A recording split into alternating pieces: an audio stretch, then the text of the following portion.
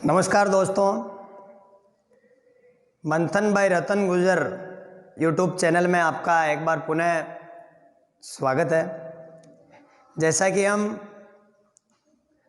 कल प्रधानमंत्री के बारे में चर्चा कर रहे थे, प्रधानमंत्री टॉपिक अपना पूरा हो गया है।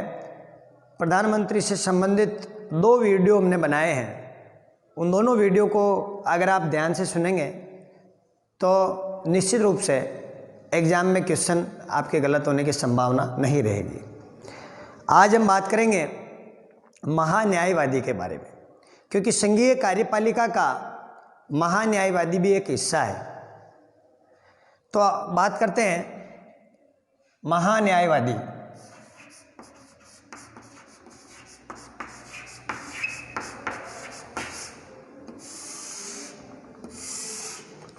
अटॉर्नी जनरल ऑफ इंडिया,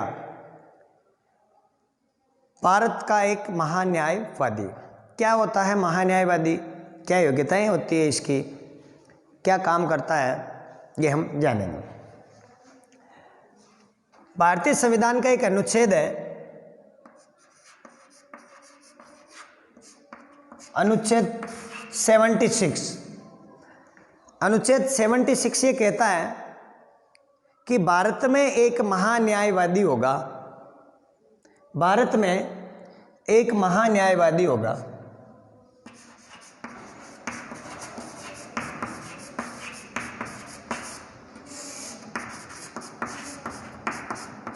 महान्यायवादी होगा। कौन महान्यायवादी हो सकता है, क्या इसके कार्य हैं, ये भी हम इसमें बात करते हैं। सबसे पहले महान्यायवादी भारत का प्रथम विधि अधिकारी होता है। प्रथम विधि अधिकारी। जिस प्रकार भारत का प्रथम नागरिक राष्ट्रपति होता है, उसी प्रकार अगर क्वेश्चन भारत का प्रथम विधि अधिकारी पूछ ले और उसमें राष्ट्रपति ऑप्शन भी डाल देवे तो कहीं आप असमंजस में ना पड़ जाओ। विधि अधिकारी पूछा है, विधि अधिकारी कौन होगा? महान्यायवादी होगा, अटॉर्नी जनरल ऑफ इंडिया होगा। महान्यायवादी के लिए क्या योग्यताएं होनी चाहिए, योग्यता के बारे में देखते हैं।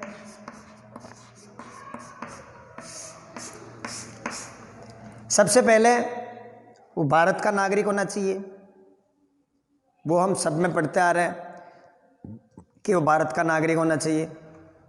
और क्या योग्यताएं हैं? कि वो उच्चतम न्यायालय के न्यायाधीश बनने की योग्यता रखता हो। उच्चतम न्यायालय के न्यायाधीश बनने की योग्यता रखता हो, ये चीज लिखी हुई है। उच्चतम न्यायालय मतलब सुप्रीम कोर्ट, सर्वोच्च न्यायालय के न्यायाधीश बनने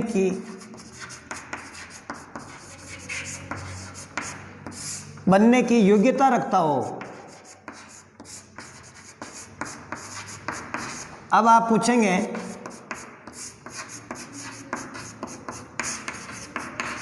कि उच्चतम न्यायालय का न्यायाधीश बनने की क्या योग्यताएं हैं? तो हम न्यायाधीश पढ़ेंगे, सुप्रीम कोर्ट पढ़ेंगे, उसमें हम जानेंगे डिटेल से।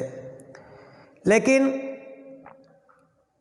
5 वर्ष तक हाई कोर्ट में न्यायाधीश का पद धारण किया हो, किसी भी राज्य की हाई कोर्ट में, या 10 वर्ष तक सुप्रीम कोर्ट या हाई कोर्ट में उसने वकालत की हो, वकील के रूप में काम किया हो, तो महान्यायवादी के लिए उच्चतम न्यायालय के न्यायाधीश बनने की योग्यता जिस व्यक्ति में है, उस व्यक्ति को राष्ट्रपति महान्यायवादी के रूप में नियुक्त करता है। 10 वर्ष तक अगर सुप्रीम कोर्ट में कोई भी व्यक्ति वकालत कर रहा है, उस व्यक्ति को राष्ट्रपति महान्यायवादी के रूप में नियुक्त कर सकता है। तो इसमें नियुक्ति कौन करेगा? राष्ट्रपति। लेकिन किसकी सलाह पर करेगा? मंत्रिपरिषद की सलाह पर। क्योंकि वो सभी काम राष्ट्रपति मंत्रिपरिषद की सलाह पर करते हैं।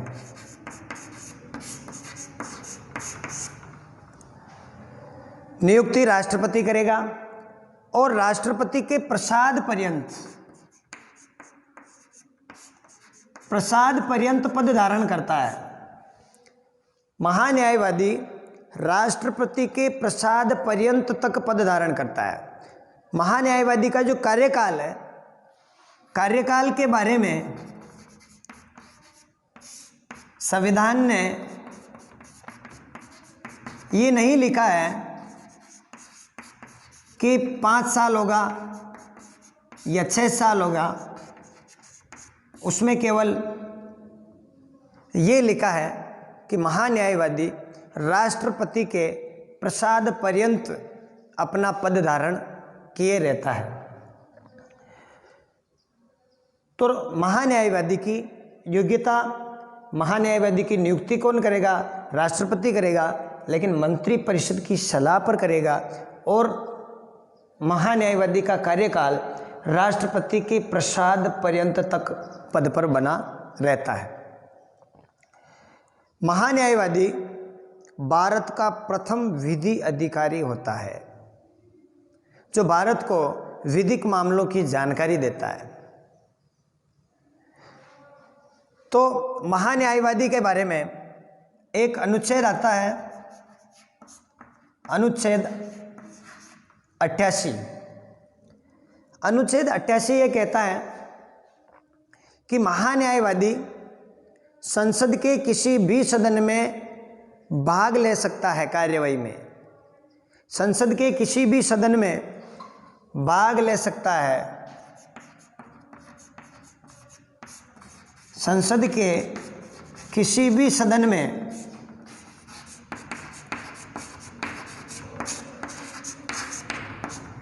भाग ले सकता है।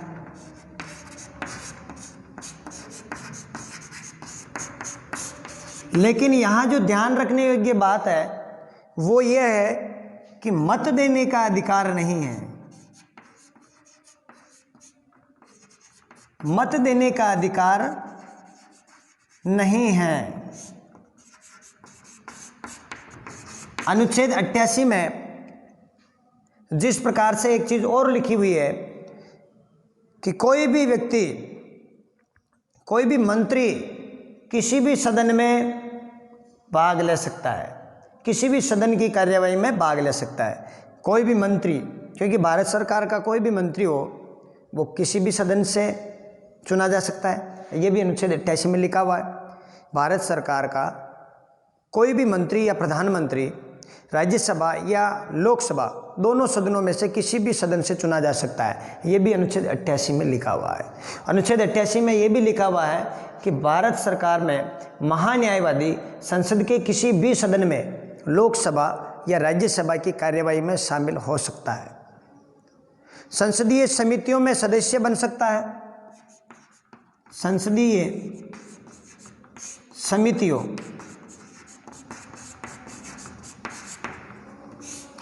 में सदस्य बन सकता है।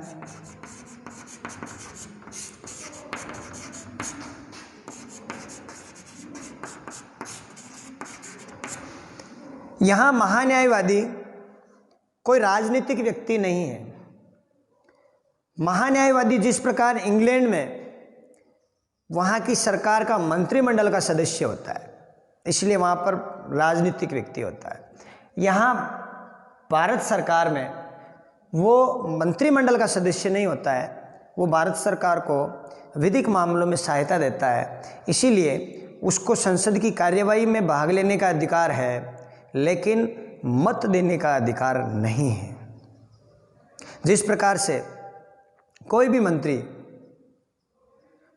जो लोकसभा का सदस्य है वो राज्यसभा में भाग ले सकता है, लेकिन मत कहाँ देगा? लोकसभा में देगा। कोई राज्यसभा सदस्य है, लोकसभा की कार्यवाही में भाग ले सकता है, लेकिन मत कहाँ देगा? राज्यसभा में देगा। लेकिन यहाँ पर महान्यायवादी दोनों सदनों की कार्यवाही में भाग ले सकता है, लेकिन मत कहीं पर भी नहीं दे सकता है। यह आप विशेष ध्यान रखें। महान्यायवादी को वेतन कितना मिलेगा?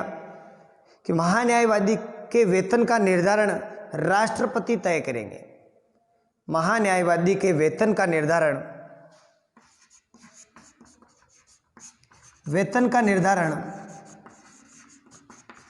राष्ट्रपति द्वारा तय किया जाता है।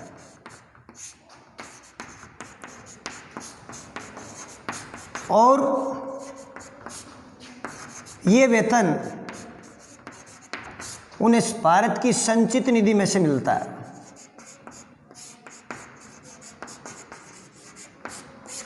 संचित निधि में से महान्यायवादी को वेतन मिलता है।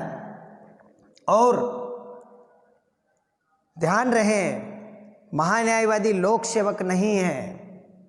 महान्यायवादी लोक सेवक नहीं है, इसीलिए महान्यायवादी से सूचना के अधिकार के तहत सूचना नहीं मांग सकते हैं। महान्यायवादी को सूचना के अधिकार क्षेत्र से भी बाहर रखा गया है। ये भी आप विशेष थोड़ा ध्यान रखिए। महान्यायवादी के क्या कार्य हैं? महान्यायवादी राष्ट्रपति विधि निर्माण से संबंधित कोई भी कार्य राष्ट्रपति उनसे सलाह मांगे, वो कार्य महान्यायवादी का होता है। विधि संबंधी अन्य कृत्य जो जैसा राष्ट्रपति कहें वो महान्यायवादी को बताना होता है। या संविधान के अनुसार ऐसा कोई कार्य जो भारत सरकार के लिए जरूरी है, उसकी सलाह देने का काम महान्यायवादी का होता है। महान्यायवादी, जिस प्रकार हमने पढ़ा था राष्ट्रपति की शक्तियों में कि अनुच्छेद 143 के तहत राष्ट्रपति सुप्रीम कोर्ट से सलाह मांग सकता है, वो सलाह महान्यायवादी के मार्फत या महान्यायवादी के माध्यम से राष्ट्रपति सुप्रीम कोर्ट से सलाह मांगता है। महान्यायवादी भारत सरकार का कोई भी केस, कोई भी भारत सरकार की तरफ से पैरवी सुप्रीम कोर्ट में महान्यायवादी के माध्यम से की जाती है। तो महान्यायवादी भारत सरकार का एक तरह से आप कह सकते हो वकील हो गया, भारत सरकार का वकील है। भारत सरकार अगर सुप्रीम कोर्ट में खड़ी है तो इसका मतलब वहाँ महान्यायवादी खड़े हैं। महान्यायवादी भारत सरकार की पैरवी करने के लिए सुप्रीम कोर्ट में जाते हैं, या हाई कोर्ट में भी महान्यायवादी सरकार की तरफ से पैरवी कर सकते हैं। महान्यायवादी भारत सरकार का एक तरह से विधि सलाहकार है। ध्यान रहे, महान्यायवादी बहुत इंपॉर्टेंट है। इससे संबंधित जो क्वेश्चन आता है वो यही आता है, ऐसा कौन सा प्राधिकारी है जो संसद की कार्यवाही में तो भाग ले सकता है लेकिन मत देने का अधिकार नहीं है? तो वो है महान्यायवादी। ध्यान रहे, महान्यायवादी की सहायता के लिए सॉलिसिटर जनरल होता है। सॉलिसिटर जनरल का कहीं संविधान में जिक्र नहीं है, लेकिन ये व्यवस्था बनाई है कि महान्यायवादी की सहायता के लिए सॉलिसिटर जनरल भी होंगे जो उनकी सहायता करेंगे या उनकी बारी बारी से हेल्प करेंगे, जिनको हम हिंदी में महान्यायिक अभिकर्ता कहते हैं। ये शब्द कहीं सुनने को नहीं मिलता हमें। सॉलिसिटर जनरल या एडिशनल सॉलिसिटर जनरल हम सुनते हैं, लेकिन महान्यायिक अभिकर्ता सॉलिसिटर जनरल का अर्थ है। ये संविधान में नहीं है, लेकिन ऐसा भी नहीं है कितने होंगे, एक होंगे, दो होंगे, तीन होंगे, चार होंगे, कितने भी हो सकते हैं। तो महान्यायवादी की सहायता के लिए एक सॉलिसिटर जनरल की व्यवस्था भी की गई है। एडिशनल सॉलिसिटर जनरल भी होते हैं। महान्यायवादी की जो प्रथम महान्यायवादी है वो कौन थे? तो MC शीतलवाड़। ये मैं मिटा देता हूँ, आप स्क्रीनशॉट ले सकते हैं, क्योंकि महान्यायवादी से संबंधित जो क्वेश्चन बनते हैं वो यही हैं।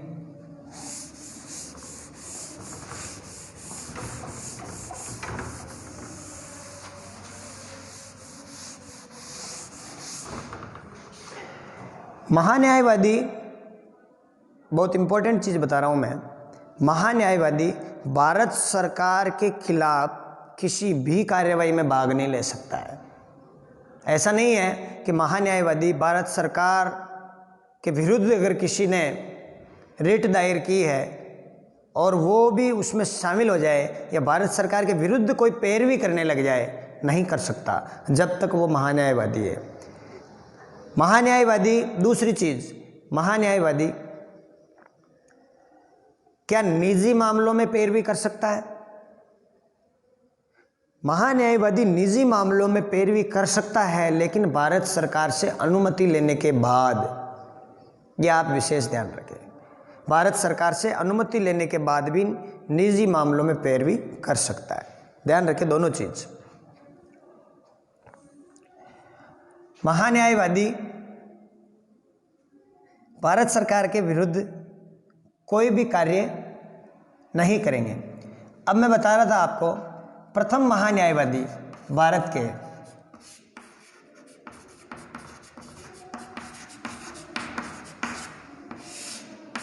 MC शीतलवाड़,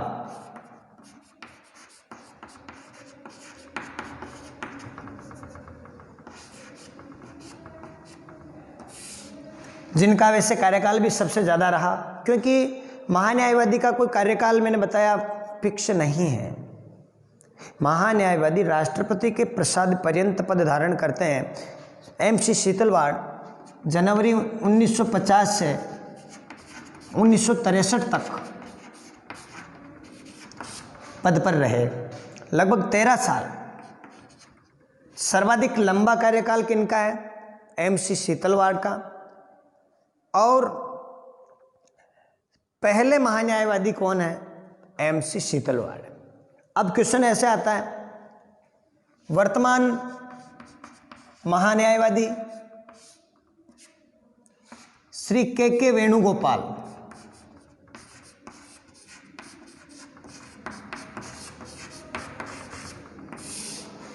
मान लो क्वेश्चन आ जाए, ऐसे इजी क्वेश्चन कोई नहीं पूछेगा, लेकिन इजी क्वेश्चन भी पूछते हैं तो आपके गलत नहीं होना चाहिए। क्वेश्चन आ जाए, महान्यायवादी से संबंधित निम्नलिखित कथनों में से गलत कथन को छांटिए। महान्यायवादी से संबंधित कथनों में से गलत कथन को छांटिए। भारत के प्रथम महान्यायवादी MC शीतलवाड़ थे। महान्यायवादी की नियुक्ति मंत्रिपरिषद की सलाह पर राष्ट्रपति करता है। वर्तमान महान्यायवादी श्री के वेणुगोपाल है। वर्तमान महान्यायवादी 14वें नंबर के महान्यायवादी हैं क्रम से। तो कौन सा कथन गलत हुआ? लास्ट वाला। के वेणुगोपाल 14वें नंबर के नहीं हैं, वो 15वें नंबर के महान्यायवादी हैं। ध्यान रहे, 15वें नंबर के, क्योंकि के वेणुगोपाल, ऐसा क्वेश्चन पूछा जाता है आपको, क्रम भी प्रधानमंत्री कौन से क्रम के हैं, राष्ट्रपति कौन से क्रम के हैं, सुप्रीम कोर्ट के मुख्य न्यायाधीश कौन से क्रम के हैं, या विभिन्न आयोगों के जो अध्यक्ष बनते हैं वो किस क्रम के हैं, यह आप विशेष ध्यान रखें कि ये क्वेश्चन आपको याद हो गया तो ये दूसरों के गलत होगा, लेकिन अगर आपने ये याद रख लिया कौन से क्रम के हैं तो आपके 100% सही होगा और आप दूसरों से आगे निकल जाएंगे। कौन से क्रम के? वर्तमान और प्रथम। प्रथम कौन थे? एक तो ये याद रखना है, एक वर्तमान कौन है और किस क्रम के हैं, ये आप विशेष ध्यान रखें। तो के वेणुगोपाल वर्तमान भारत सरकार के महान्यायवादी हैं। महान्यायवादी के क्या कार्य हैं वो भी मैंने आपको बताए। महान्यायवादी को शपथ कौन दिलाता है? राष्ट्रपति महान्यायवादी को शपथ दिलाता है। महान्यायवादी की सहायता के लिए सॉलिसिटर जनरल होते हैं। आदि सभी बातें मैंने आपको महान्यायवादी के बारे में बताई है। महान्यायवादी जिस प्रकार से भारत सरकार के विधि अधिकारी के रूप में, उसी प्रकार से राज्य में एक महाधिवक्ता का पद है, जो राज्य का प्रथम विधि अधिकारी होता है। आप इस चीज़ को कंपैरिजन करें, जिस प्रकार भारत में महान्यायवादी है, उसी प्रकार राज्य में क्या है, महाधिवक्ता।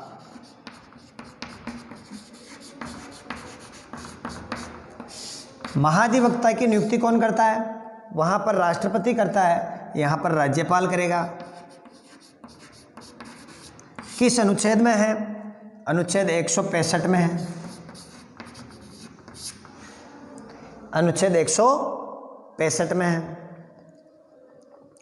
और जिस प्रकार से महान्यायवादी संसद के किसी भी सदन में भाग ले सकता है, उसी प्रकार महाधिवक्ता भी राज्य के विधानमंडल के किसी भी सदन में भाग ले सकता है, लेकिन मत देने का अधिकार नहीं है। ये कहाँ लिखा हुआ है? अनुच्छेद 177 में लिखा हुआ है। जिस प्रकार 88 में महान्यायवादी के लिए लिखा हुआ है, उसी प्रकार महाधिवक्ता के लिए 177 में लिखा हुआ है। महाधिवक्ता की योग्यता के लिए उच्च न्यायालय के न्यायाधीश बनने की योग्यता जिसमें है, वो महाधिवक्ता के रूप में नियुक्त होता है राज्यपाल के द्वारा। महाधिवक्ता का वेतन निर्धारण राज्यपाल करेंगे, जिस प्रकार महान्यायवादी का राष्ट्रपति कर रहे थे। राज्यपाल महाधिवक्ता को शपथ दिलाएंगे। महाधिवक्ता के लिए 10 साल अगर राज्य में वकील के रूप में हाईकोर्ट में जिसने काम किया हो, या राज्यपाल की नज़र में वो उचित हो, जिस प्रकार महान्यायवादी राष्ट्रपति की नज़र में वो महान्यायवादी के लिए उपयुक्त है, तो भी उसे वो नियुक्त कर सकते हैं। तो ये शर्तें हैं। तो राज्यपाल महाधिवक्ता के रूप में, राज्यपाल महाधिवक्ता को नियुक्त करता है। महाधिवक्ता की सहायता के लिए एडवोकेट जनरल की जगह एजीजी और होते हैं, जो महाधिवक्ता की एडिशनल महाधिवक्ता, एडवोकेट जनरल, जो महाधिवक्ता की सहायता करते हैं। महाधिवक्ता राज्य सरकार की पैरवी करते हैं। राज्य सरकार का प्रथम विधि अधिकारी है, और महाधिवक्ता राज्य सरकार की पैरवी के लिए महाधिवक्ता उपस्थित होते हैं। तो महान्यायवादी और महाधिवक्ता के बारे में मैंने आपको बताया। कंपटीशन एग्जाम में इससे संबंधित एक क्वेश्चन बिल्कुल हो सकता है, और ये क्वेश्चन आपके गलत नहीं हो सकता है। प्रथम विधि अधिकारी पूछ सकते हैं, संसद की कार्यवाही में कौन भाग ले सकता है, ऐसा कौन है, तो महान्यायवादी है।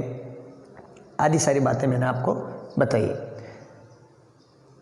तो आप वीडियो को पूरा देखिए। इससे संबंधित या और भी आपको राष्ट्रपति से संबंधित, प्रधानमंत्री से संबंधित जो भी जानकारियाँ चाहिए, मंथन भाई रतन गुर्जर यूट्यूब चैनल पर आप सर्च कीजिए, और अन्य वीडियो भी आप देख करके अपने कॉन्सेप्ट क्लियर कीजिए। धन्यवाद। देखते रहिए, लाइक, शेयर और सब्सक्राइब कीजिए। बहुत बहुत धन्यवाद।